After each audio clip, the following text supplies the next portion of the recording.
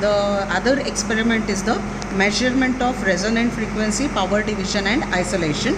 We'll see the first part, that is the measurement of a resonant frequency. Okay, in order to measure the resonant frequency you need a resonator. That means there are two things, one is a ring resonator and then the power divider. Now to find out the resonant frequency we are using a ring resonator. Okay, if you can see the setup here in the manual, it's been given. You have a microwave signal generator which will generate a signal from 2.2 to 3 gigahertz. That is, here you can see here, that is 2.2 to 3 gigahertz. It's a microwave signal generator. Initial setup, it has to be in the AM and then the RF on. Okay, to find out, that is, you can see here, the thing is that you have to find out the resonant frequency here. Okay, in order to find out the resonant frequency, so here this is the frequency that has been showing. Initially let us consider, I've kept it as 2.4 gigahertz. Okay, in order to measure the power we are using a VSWR meter. Okay, so this is the VSWR meter and you can see here that is the second line. Okay, that is used in order to find out the power. Okay, and you have to take a reading from right to the towards the left. I'll just show you now. So you can note down, that is here, that is the frequency is 2.4 gigahertz and the value, that is the power measured, is here it is 60 and here it is 5, so it is minus 65 dB. Okay, so this is 60 and here it is 5, that is the second line. Okay, and here since it is going reverse, that means it's a negative value. Okay, so it is minus 65 dB. Okay. See here, I'll just increase the frequency here. Now it is 2.47, I'll make it as 2.48, now it is 60 and then 3, it is minus 63 dB. Okay, I'll just increase the frequency. Okay, now I'll increase the frequency, that is now it is 2.5. Okay, so it is 50 plus 10, that is minus 60 dB. Again I'm just increasing here, note down the values correspondingly. Okay, so here you can see at this particular point, that is at 2.52. okay, now the value has been increased. Okay, that means here, see here, I'll just show you again. Now from 2.5, okay, so here the value was decreasing. Okay, that means there is a power has been increasing. Now at this point the needle has come back.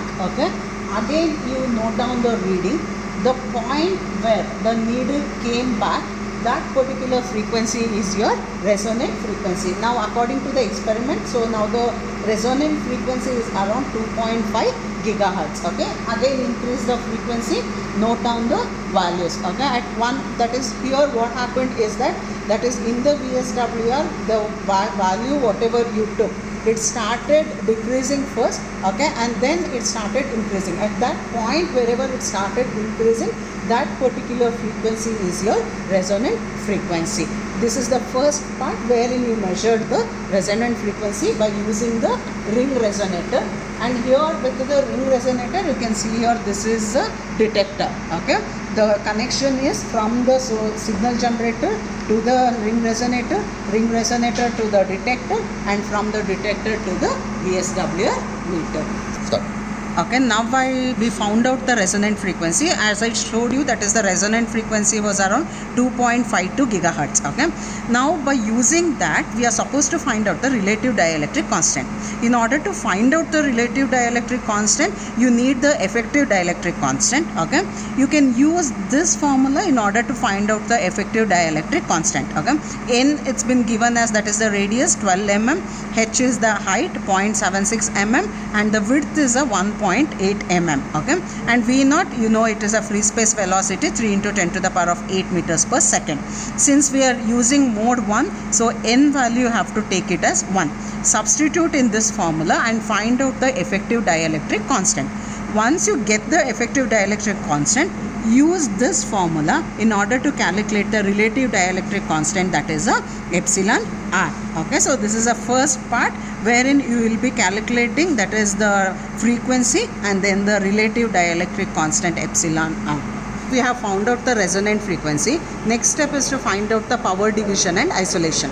In order to find out the power division and isolation, use the power divider. Okay, you can see here this is a power divider as has been given in the figure. You have a input, that is a port 1, okay, and this is port 2 and then the port 3. Okay, so by looking at the tabular column given here, okay, so to find out the power division, first thing is that it is the same as that of the finding the resonant frequency. You have here one thing you have to keep in mind is that is always the gain should be maximum.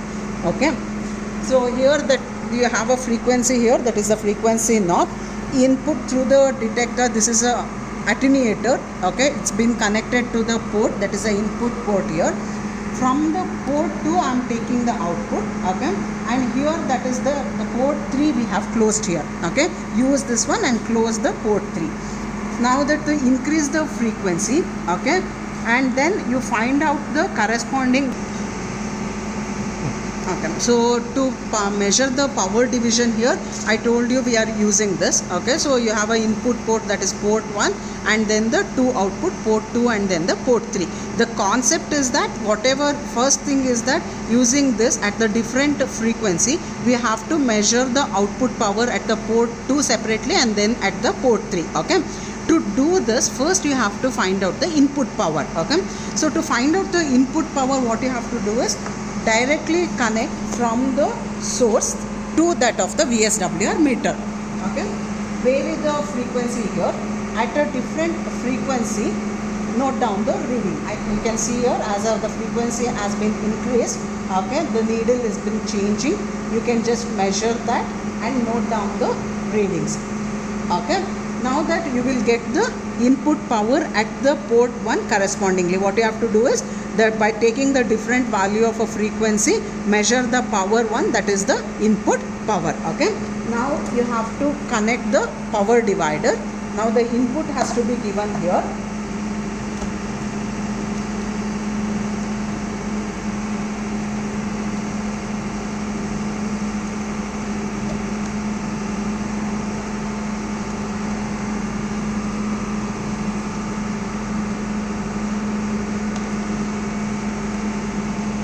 Okay, since we are measuring only at the port 2, port 3 has to be closed.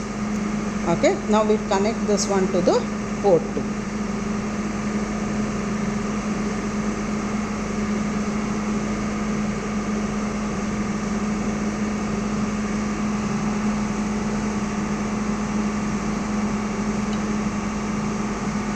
Okay, again it's the same thing. Increase the frequency here, okay, and note down the corresponding reading. Okay, now that we have given the input to the port 1 and through the port 2 you are taking the output. Okay, now to measure the output at the port 3, close port 2 now. Okay, so this you can remove.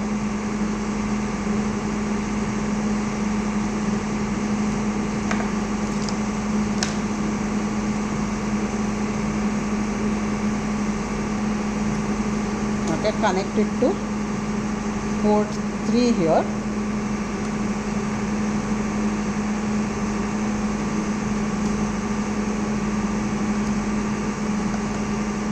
Now close the port 2.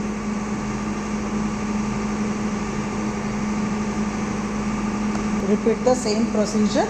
Okay, now repeat the procedure. Again vary the frequency from 2.3 and note down the corresponding reading here. Now you got the reading for at the port 3 also. Now to find out the power division, take the difference of port 1 and then the port 2. That is for this column, that is the power division of port 1 to port 2, S21. And then you take the difference of P1 and then the P3. That is the power division port 1 to port 3. Okay, and the values whatever you get here, it should be same for the port 1 to port 2 as well as from the port 1 to port 3. Okay, so this is the procedure in order to find out the power division. Okay, so to find out the isolation, what you have to do is, okay, the second column is to find out the isolation. In order to find out the isolation, you can see here that is the input is connected to port 2 and output is connected to port 3. That means whatever you have closed here, just take out that one. Okay, and then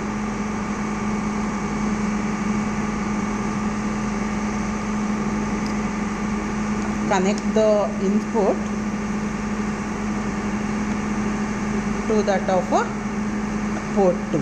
Okay, same procedure. Start the frequency, that is where it has to be closed now.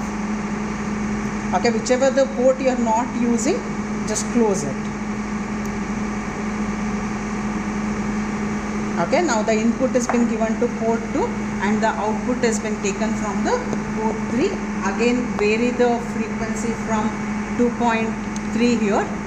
Okay, and take down the corresponding reading, and the difference of it, that is the difference of a port 2 and then the port 3 will give you a isolation. That means here, okay, and then the input that has been given to the port 2, it will be same as that of the input that's been given in the previous column, that is to the port 1. Okay, now you take the difference of this in order to find out the isolation. That is, in this experiment what we did was we found out the resonant frequency, that is FR, the power division and the isolation. Resonant frequency was found out by using a ring resonator, and power division and the isolation with respect to the power divider. Okay, so to find out, that is the operating frequency is a frequency here, that is I showed you the method how to find it out. Okay, then we found out the effective dielectric constant. Using a effective dielectric constant, we found out the relative dielectric constant.